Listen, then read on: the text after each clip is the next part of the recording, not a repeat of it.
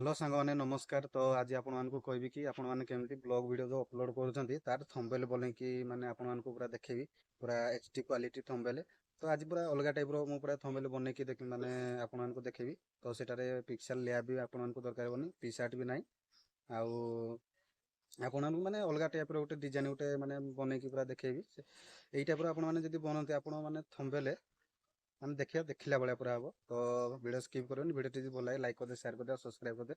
ତ ସାଙ୍ଗମାନେ ଆଉ ଗୋଟେ କଥା ହେଉଛି ଆପଣମାନେ ଥମ୍ବନେଲ୍ ମାନେ ବନାଉଛନ୍ତି, ତ ଥମ୍ବନେଲ୍ ବନେଇବା ପାଇଁ ଆପଣଙ୍କ ମାନେ ନିହାତି ମାନେ ଟେକ୍ସଟ ମାନେ ଦରକାର ହେଉଥିବ। ତ ସେଇଟା ତ ଲେଖୁଛନ୍ତି ଆପଣ ଟିକେ ଆଟ୍ରାକ୍ଟିଭ୍ ଲେଖିବା ପାଇଁ ଟିକେ ଚେଷ୍ଟା କରନ୍ତୁ, ଆଉ ଆଟ୍ରାକ୍ଟିଭ୍ ମାନେ ଏଡ଼ିଟ୍ ଟିକେ କରିବା ପାଇଁ ଚେଷ୍ଟା କରନ୍ତୁ। ତ ଏଇ ଭିଡ଼ିଓରେ ମୁଁ ମାନେ ସେଇ ଟାଇପ୍ର ପୁରା ବନେଇକି ଆପଣଙ୍କୁ ପୁରା ଦେଖେଇବି। ତ ଭିଡ଼ିଓ ମାନେ ଟୋଟାଲ୍ ମାନେ ସ୍କିପ୍ କରିବେନି। ତ ଏଇଟା ମାନେ ଅଲଗା ଟାଇପ୍ର ମାନେ କିଛି ମାନେ ଭିଡ଼ିଓ ହେବ। ତ ଭିଡ଼ିଓଟା ତ ସାଙ୍ଗମାନେ ଆପଣମାନେ ଆମର ଯେଉଁ ୟୁଟ୍ୟୁବ୍ ଥମ୍ବନେଲ୍ ବନାଉଛନ୍ତି ତ ସେଟାରେ ଯଦି ଆପଣମାନେ ଟାଇମ୍ ଦେବାକୁ ପଡ଼ିବ, ଯେମିତି ବି ଆପଣମାନେ ଯେମିତି ଦେଉଛନ୍ତି 6 ମିନିଟ୍ ମାନେ ଥମ୍ବନେଲ୍ ବନେଇବା ପାଇଁ, ସେଠାରେ ଆପଣ ଆଉ 2 ମିନିଟ୍ ମାନେ ଦେଇକି 8 ମିନିଟ୍ ବନାନ୍ତୁ। ଦେଖିବେ ଆପଣଙ୍କର ଥମ୍ବନେଲ୍ ନିହାତି ମାନେ ଇନକ୍ରିଜ୍ ହେବ। ତ ଏବେ ଯିବା ଆମ ସ୍କ୍ରିନ୍କୁ ଦେଖିପାରୁଥିବେ। ତ ମାନେ ଟୋଟାଲି ସ୍କିପ୍ କରିବେନି, ନହେଲେ କିଛି ଜାଣିପାରିବେନି। ତ ଅଲଗା ଟାଇପ୍ର ମାନେ ଟିକେ ଆଜି ବନେଇବା। ତ ଆପଣମାନେ ଯେଉଁ ମାନେ ଫଟୋ ମାନେ ସିଲେକ୍ଟ କରିଥିବେ ସେଇ ଫଟୋଟାକୁ ମାନେ ଆଗ ନେବେ। ତ ଆପଣମାନଙ୍କର ଯଦି ସ୍ନାପସିଟ୍ ଆପ୍ସ ନାହିଁ ତ ଦେଖିପାରୁଥିବେ ଏଇ ସ୍ନାପସିଟ୍ ଆପ୍ସରେ ତ ତାକୁ ଓପନ୍ କରିବେ। ଯେଉଁ ଫଟୋଟା ସିଲେକ୍ଟ କରିଦେଲେ ତାକୁ ଆମେ ନେବା। ତ ମୁଁ ମାନେ ଯେଉଁ ଫଟୋଟାକୁ ସିଲେକ୍ଟ କରିଛି ତ ସେଇ ଫଟୋଟାକୁ ନେବି। ତ ଭାବିନିଅ ଏଇ ଫଟୋଟାକୁ ମୁଁ ନେଲି। ତ ତାପରେ ଯିବା ଟୁଲ୍କୁ ଗଲା ପରେ ଏଇଠି ଯାହା ହେଲିଂ ଯେଉଁ ଲେଖା ହେଇଛି ତାପରେ କ୍ଲିକ୍ କରିବେ। ଆକୁ ଏଠି ରିମୁଭ୍ କରିଦେବେ। ମାନେ ରିମୁଭ୍ କ'ଣ ପାଇଁ ମୁଁ କହୁଛି ଭିଡ଼ିଓଟା ଦେଖିଲେ ଆପଣମାନେ ଜାଣିପାରିବେ। ତ ଆକୁ ଏଠି ମାନେ ରିମୁଭ୍ କରିଦେବେ। ତ ଏମିତି ଆକୁ ଏଇଠି ଏମିତି ରିମୁଭ୍ କରିଦେବେ। ଆପରେ ଏମିତି ଡ୍ର କରିଦେବେ। ତ ସିଏ ରିମୁଭ୍ ହେଇଯିବ। ତାପରେ ଏଇଠି ଦେଖିପାରୁଥିବେ ତଳେ ମାନେ ରାଇଟ୍ ଅପସନ୍ ଅଛି, ରାଇଟ୍ ଉପରେ କ୍ଲିକ୍ କରିଦେବେ। ତାପରେ ପୁଣି ଯିବେ ସେଇ ଟୁଲ୍ ଅପସନ୍କୁ, ତାପରେ ତଳକୁ ଏମିତି କରିବେ। ତାପରେ ଲେନ୍ସ ଯେଉଁ ବ୍ଲର୍ ଲେଖା ହେଇଛି ତାପରେ କ୍ଲିକ୍ କରିବେ। ତାପରେ ଏଇଠି ଆମେ ବ୍ୟାକଗ୍ରାଉଣ୍ଡକୁ ମାନେ ବ୍ଲର୍ କରିଦେବା ଟିକେ। ତ ଏମିତି କ'ଣ ପାଇଁ ମୁଁ କରୁଛି ଭିଡ଼ିଓଟା ଦେଖନ୍ତୁ ଜାଣିପାରିବେ। ମାନେ ଯେତିକି ବ୍ଲର୍ କରିବା କଥା ଏଇଠି ଏମିତି କରିଦେବେ, ଯେତିକି ଦରକାର। ତ ମୋର ଏତିକି ଦରକାର, ମୁଁ ତାପରେ ରାଇଟ୍ କରିଦେବି, ତାକୁ ସେଭ୍ କରିଦେବି। ସେଭ୍ କରିଦେଲି। ତ ଟିକେ ସେ ମାନେ ୱେଟ୍ କରିବା ପାଇଁ ପଡ଼ିବ। ତ ସେଭ୍ ହେଇସାରିଲା ପରେ ଆମେ ଯିବା କ୍ରୋମ୍ ବ୍ରାଉଜର୍। କ୍ରୋମ୍ ବ୍ରାଉଜରକୁ ଗଲା ପରେ ଯେଉଁ ଫଟୋଟା ମାନେ ଆପଣ ସିଲେକ୍ଟ କରିଥିଲେ ତ ସେଇଟାକୁ ପୁଣି ନେବା ଆମେ। ଏଇଠି ଆମେ ସର୍ଚ୍ଚ କରିବା ଆଡୋ ଫଟୋସପ୍ ରିମୁଭ୍। ତ ଏଇଟାକୁ ମାନେ ଆମେ ସର୍ଚ୍ଚ କରିଦେବା। ତାପରେ ଦେଖିବା ତ ଲିଙ୍କ୍ ଆଇଲା ଭାରି। ତାପରେ ଲିଙ୍କ୍ ଉପରେ କ୍ଲିକ୍ କରିଦେବା। କ୍ଲିକ୍ କରିସାରିଲା ପରେ ଏଇଠି ଆମେ ଦେଖିପାରୁଥିବେ ଏଇଠି ଯେଉଁ ଆସିଲା ତାର ୱେବସାଇଟ୍, ତାପରେ ଅପଲୋଡ଼ ଯେଉଁ ଫଟୋ ଲେଖା ହେଇଛି ତାପରେ କ୍ଲିକ୍ କରିବେ। କ୍ଲିକ୍ କଲା ପରେ ଆପଣମାନେ ଯେଉଁ ଫଟୋଟା ସିଲେକ୍ଟ କରିଥିଲେ ସେଇ ଫଟୋଟାକୁ ପୁଣି ନେବେ। ତ ସେଇ ଫଟୋଟାକୁ ମୁଁ ପୁଣି ନେଇଯିବି। ତ ତାକୁ ନେଇଯିବି। ତ ଆକୁ ଏଠି ଆମେ ମାନେ ବ୍ୟାକଗ୍ରାଉଣ୍ଡ ରିମୁଭ୍ କରିବା। ତ କ'ଣ ପାଇଁ ଏଇ ଟାଇପ୍ର ମୁଁ କରୁଛି ଆପଣମାନେ ଭିଡ଼ିଓଟାକୁ ଦେଖନ୍ତୁ ଆଉ ଶିଖନ୍ତୁ। ତ ଏଇଟାରେ ଯଦି ଆପଣମାନେ ବ୍ୟାକଗ୍ରାଉଣ୍ଡ ରିମୁଭ୍ କରୁଛନ୍ତି ଆମର HD କ୍ୱାଲିଟି ମାନେ ଟିକେ ବି ମାନେ ଫଟୋ ଲୋ କ୍ୱାଲିଟି ହେବନି, HDରେ ପୁରା ଡାଉନଲୋଡ଼ ହେବ। ବ୍ୟାକଗ୍ରାଉଣ୍ଡ ପୁରା କାଟି ହେଇକି। ତ ଏଇଠି ଦେଖିବା ତ ଡାଉନଲୋଡ଼ ଟୁ ଫୋନ୍ ଯେଉଁ ଲେଖା ହେଇଛି ତାପରେ କ୍ଲିକ୍ କରିଦେବେ। ତାପରେ ଡାଉନଲୋଡ଼ ଏଗେନ୍ ଉପରେ କ୍ଲିକ୍ କରିଦେବେ। ସିଏ ଆମର ପୁରା ଗ୍ୟାଲେରୀରେ ସେଭ୍ ହେଇଯିବ। ତାପରେ ଆମେ ଯିବା auto sketch book. Auto sketch book ଆପଣମାନଙ୍କର ଯଦି ନାହିଁ ତ ଡାଉନଲୋଡ଼ କରିଦେବେ। ତ ଦେଖିପାରୁଥିବେ ଅଟୋ ସ୍କେଚ୍ ବୁକ୍ ଏଇ ଆପ୍ସଟା। ତ ଆକୁ ଡାଉନଲୋଡ଼ କରିଦେବେ। ଡାଉନଲୋଡ଼ କରିସାରିଲା ପରେ ମୁଁ ତାକୁ ଏବେ ଓପନ୍ କରିବି। ଓପନ୍ କଲା ପରେ ଏଇଠି ଦେଖିପାରୁଥିବେ ଥ୍ରୀ ଡଟ୍ ଉପରେ କ୍ଲିକ୍ କରିଦେବେ। ନ୍ୟୁ ସ୍କେଚ୍ ଉପରେ କ୍ଲିକ୍ କରିଦେବେ। ତାପରେ ପୁଣି ଥ୍ରୀ ଡଟ୍ ଉପରେ କ୍ଲିକ୍ କରିବେ। ତଳକୁ କରିବେ ଏମିତି। ତାପରେ HD ଯେଉଁ ଲେଖା ହେଇଛି ତାପରେ କ୍ଲିକ୍ କରିବେ ଏମିତି। ତାପରେ ତଳ ଲାଇନ୍ରେ କ୍ଲିକ୍ କରିଦେବେ। ଆମର ୟୁଟ୍ୟୁବ୍ ଥମ୍ବନେଲ୍ ସାଇଜ୍ ଆସିଗଲା। ବ୍ୟାକଗ୍ରାଉଣ୍ଡ ମାନେ ସ୍ନାପସିଟ୍ରେ ଯେଉଁ ବ୍ୟାକଗ୍ରାଉଣ୍ଡ ବ୍ଲର୍ କରିଥିଲେ ସେଇଟାକୁ ଆଣିବା। ତାପରେ ଇନପୁଟ୍ ଇମେଜ୍ ଉପରେ କ୍ଲିକ୍ କରିଦେବା। ତାପରେ ସେ ଯେଉଁ ଗ୍ୟାଲେରୀ ଅପସନ୍ ଅଛି ତାପରେ କ୍ଲିକ୍ କରିବା। ସ୍ନାପସିଟ୍ରେ ଯେଉଁ ଆମେ ବ୍ଲର୍ କରିଥିଲେ ସେଟାକୁ ଆମେ ଆଣିବା।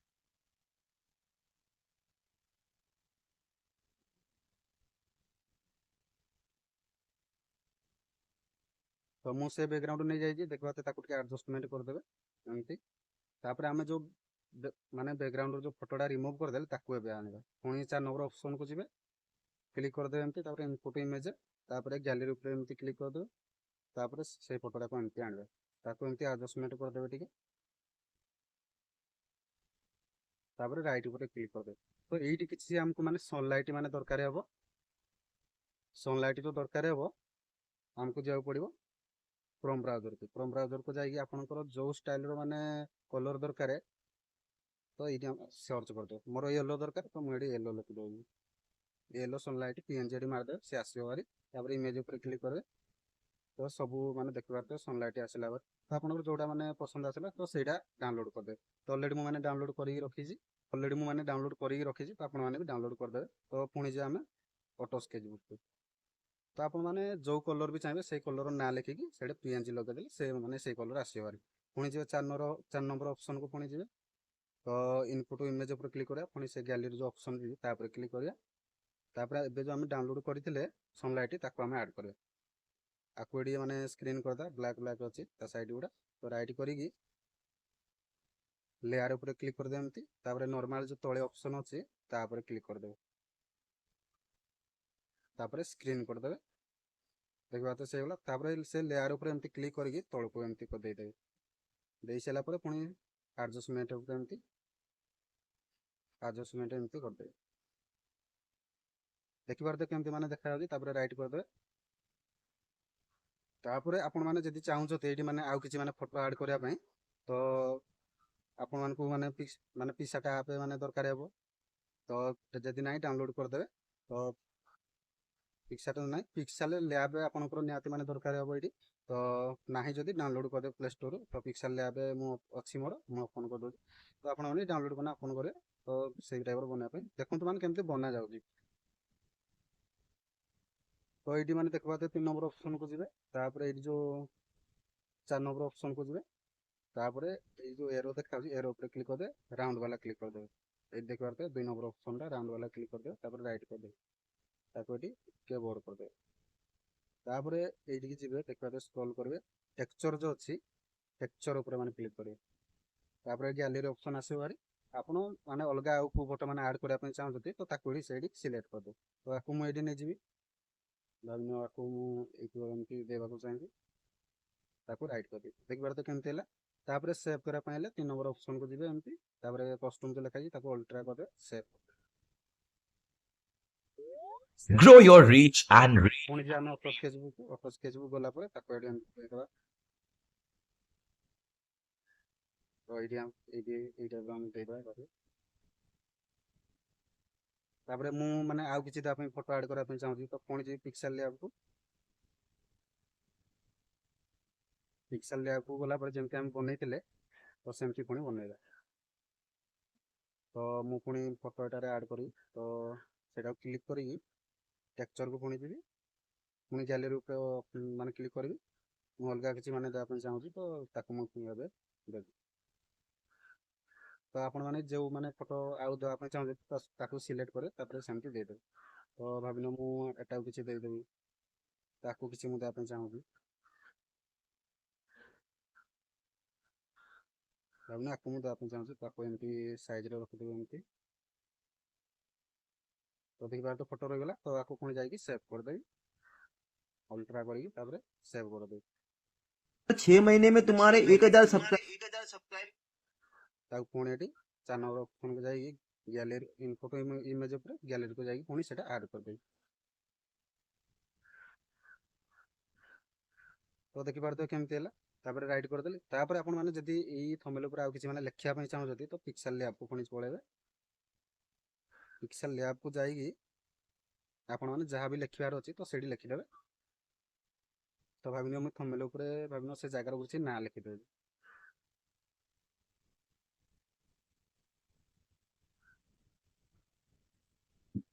ତ ନାଁ ଲେଖିଦେଲି। ତାପରେ ନାଁ ଲେଖି ସାରିଲା ପରେ ଆପଣଙ୍କର ମାନେ ଡିଜାଇନ ନାଁ ଲେଖିବାକୁ ହେଲେ ଏ ଉପରେ ମାନେ କ୍ଲିକ୍ କରିବେ। ଏଇଠି ମାନେ ଥିବ ଫ୍ରଣ୍ଟ ଉପରେ କ୍ଲିକ୍ କରିବେ। ତାପରେ ଏଠି ଦେଖିପାରୁଥିବେ ମାନେ ଫ୍ରଣ୍ଟ ଅଛି, ତାକୁ କ୍ଲିକ୍ କରିଦେବେ। ଦେଖିପାରୁଥିବେ ବହୁତ ସାରା ଅଛି ଏମିତି। ତ ଏଇଟା ମୁଁ ସିଲେକ୍ଟ କରିଦେଉଛି। ତାପରେ ଏଇଠି ଦେଖିପାରୁଥିବେ ମାନେ ଆପଣମାନଙ୍କ କଲର ଦରକାର ହେବ, ତ କଲର ଏଇ ସାଇଡ଼ରେ ଦେଖିପାରୁଥିବେ କଲର ବି ଅଛି। ଆପଣ ଯୋଉ ମାନେ କଲର ଦେବା ପାଇଁ ଚାହୁଁଛନ୍ତି କଲର ବି ଦେଇପାରିବେ। ତୁମର ମାନେ ୟେଲୋ ଦରକାର ତ ୟେଲୋ, ଏଇଠି ମାନେ ଆପଣ ବି ଚଏସ୍ କରିବେ। ମୋତେ ୟେଲୋ ଦରକାର ନା, ୟେଲୋ ମାନେ ସିଲେକ୍ଟ କରିକି ରାଇଟ୍ କରିଦେବି। ତାପରେ ଦେଖିବା କଲର୍ ବି ଆସିଗଲା। ତାପରେ ଏଇଠି ମାନେ ଷ୍ଟକ୍ ଦେବା ପାଇଁ ହେଲେ ଏଇ ସାଇଡ଼୍ରେ ଦେଖିବା ଷ୍ଟକ୍ ଲେଖା ହେଇଛି, ତାକୁ କ୍ଲିକ୍ କରିଦେବେ। ତାପରେ ଆଉ ଟିକେ ଯଦି ଆପଣଙ୍କର ଯଦି ଆଉ ଟିକେ ମାନେ ମୋଟା ଆକାର ଦରକାର ତାକୁ କରିଦେବେ, ହେଇଗଲା। ତାପରେ ରାଇଟ୍ କରିଦେବେ, ତାପରେ ସେଭ୍ କରିଦେବେ।